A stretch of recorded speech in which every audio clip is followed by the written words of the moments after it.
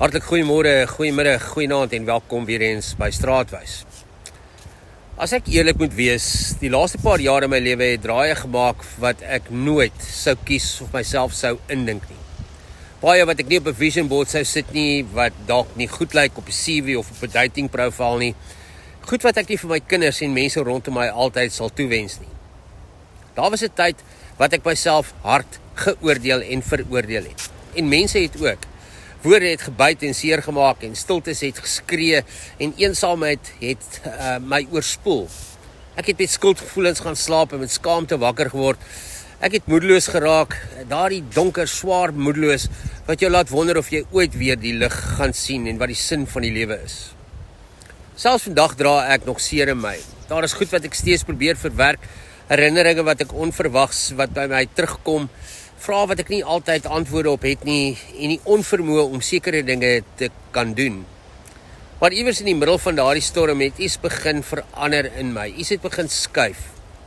Die wysheid van Prediker sê daar is 'n tyd vir alles. En ek het dit altyd net as 'n mooi Bybelvers gelees en nou verstaan ek dit aan my lyf. Want party seisoene in jou lewe voel soos winter. Dis kaal en dis koud en eensaam, ongenaakbaar en dit sny deur jou bene. Maar winter is nie straf nie. Dis voorbereiding. Ek het besef, hierdie seisoen in my lewe was nodig. Nie omdat pyn goed is nie, nie omdat verlies romanties is nie, maar omdat ek my grootste vrese in die oë moes kyk. Ek moes ophou wegkyk van my verlede, my ouer huis, my verliese, my verkeerde keuses, my wonde. Ek moes diep delf. Ek moes kaste oopmaak wat ek jare lank net toegeskuif het. En dis nie 'n maklike proses nie. Wanneer jy begin uitpak, kom daar stof en ou reuke en dinge wat jy lankal wou vergeet het. Maar daartussen hierdie gemors begin insig groei. Ek het alles begin kyk na spiritualiteit en na my geloof. Dit het minder gegaan oor reg wees en meer oor om eerlik te wees. Minder oor prestasie en meer oor teenwoordigheid. Minder oor wat anders sien en sê en dink en meer oor wat binne in my aangaan. En die ou verhaal van Genesis het vir my 'n ander betekenis gekry. Adam en Eva wou beheer gehad het in hulle lewe. Daarom het hulle agter die boom van kennis van goed en kwaad nagegaan. Al het hulle 99,99% van al die wonderlike dinge rondom hulle gehad. Hulle wou self besluit. Hulle wou in beheer wees. Hulle wou nie meer afhanklik van God wees nie. Ek het besef hoe diep daardie drang ook in elkeen van ons sit en in my. Wanneer jy voel jy verloor beheer oor jou lewe, gebeur iets amper instinktief by jou. Jy probeer nog meer beheer. Jy maak planne, jy bestuur mense en jy wil uitkomste manipuleer. Jy wil seker maak dit gebeur nooit weer nie. En ek het dit ook gedoen, oor en oor. Maar toe kom maar 'n punt waar selfs dit nie meer werk, waar beheer nie meer vir jou werk nie, waar jy besef, ek kan nie alles red nie, ek kan nie almal tevrede hou nie, ek kan nie my verlede herskryf nie, ek kan nie elke uitkoms bepaal nie. En toe ek uiteindelik moes erken dat ek nie in beheer is nie, veral nie van alles nie, het iets onverwags in my gebeur. Daar het iets in my wakker geword, en ek het begin sien dat beheer nie vryheid bring nie. Dit bring net nog kettinge, nog slotte, nog druk.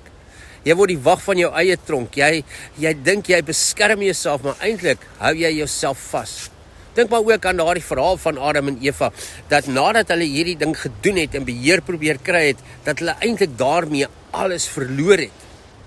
Paulus skryf in Efesiërs dat ons stryd nie teen vlees en bloed is nie. En ek het dit begin verstaan as, my grootste geveg was nie teen mense of omstandighede of my verlede nie, maar teen die stem binne in my wat sê dat ek moet alles regkry om waardevol te wees in mense se oë. En daardie seisoen het my oopgeruk. Dit het my gedwing om te vra, wie is ek as alles wat ek beheer wegval? Wie is ek as mense my verkeerd verstaan en mense nie ruimte skep vir my nie? Wie is ek as ek nie meer voel asof ek wen nie? En stadig, baie stadig, het ek begin sien dat my identiteit lê nie in my vermoë om te bestuur en te beheer nie. Nie in my sukses nie, nie in ander se goedkeuring nie. Dit lê dieper. Dit lê in 'n verhouding. Dit lê in genade. In die wete dat ek steeds geliefd is, selfs wanneer my lewe de mekaar is en nie sin maak.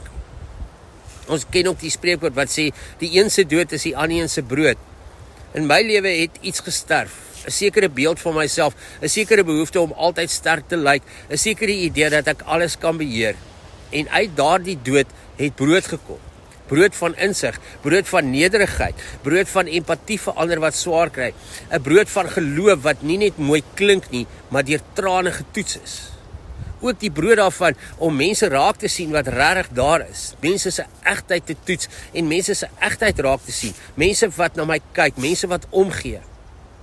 Ek sou nie weer daardie donker plek vir myself kies nie, glo my. Maar ek kan vandag sê, dit was 'n seisoen en daardie seisoen is en was nodig. So as jy vandag in jou eie winter sit, as jy voel jy het beheer verloor, as skaamte en skuld jou druk, weet dit, dalk is iets besig om in jou wakker te word. Dalk is iets besig om oop te breek wat lankal moes. Jy hoef nie alles te verstaan nie, jy hoef nie alles in die lewe te beheer nie. Soms moet iets sterf, 'n illusie, 'n masker, 'n valse sekerheid, sodat iets eg kan begin leef binne in jou. En miskien is dit wat ware vryheid en geluk is.